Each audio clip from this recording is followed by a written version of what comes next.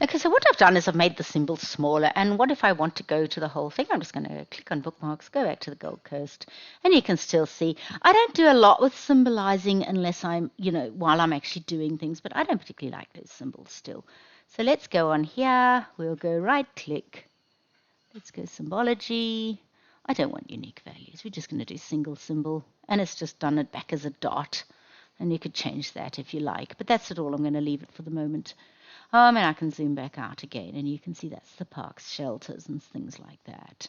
So those are all the different layers. So I'm just going to go back down. One thing you can also do is say click on the layer, and remember I said there's information. So say, for example, I think, yeah, I like this roads, how I've done it, but I want it more transparent. So what I've done is clicked on that, and I'm going to make it 30% and just tab out.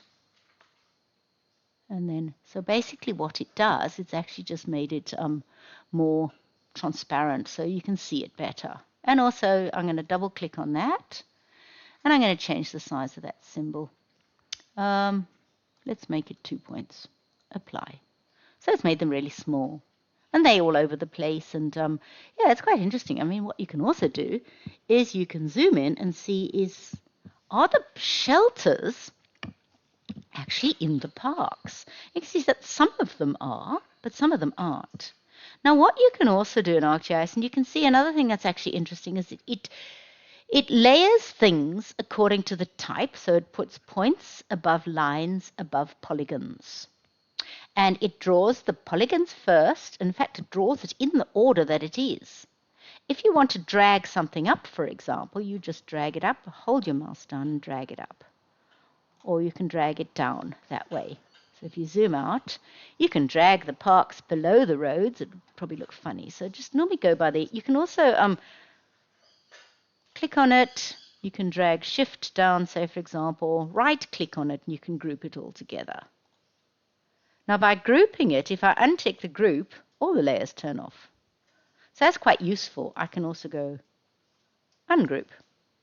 And grouping is very useful and when you've got a bigger map, for example. Now this is all just using other data sets that is around. So what I'm also going to sort of show you how to do. So let's just do a quick selection now, just while we're on this map, okay? And then I'll show you how to make a geodatabase. Now selection is incredibly useful. So I showed you can select by attributes. If you don't have a layer ticked, you sort of drop down.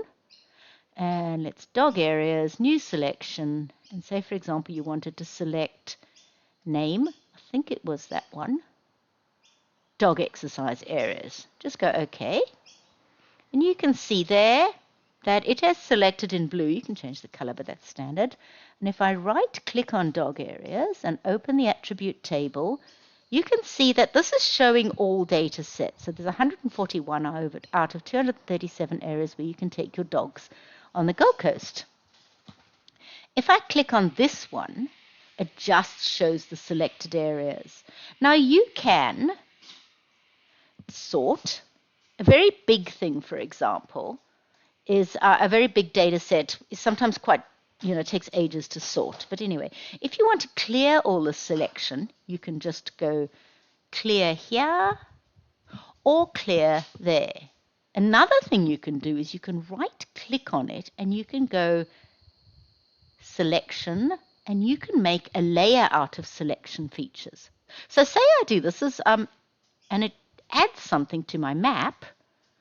Well, let's just turn it off and I'm going to unselect it, and it's now made a new selection. So you can sort of click on it, double click on it, and you can call it dogs permitted.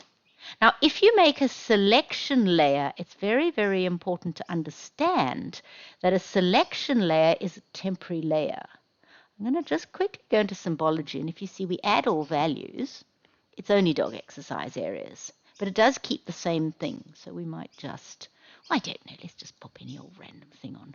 I'm just going to zoom down. I'll make it mangroves. Why not?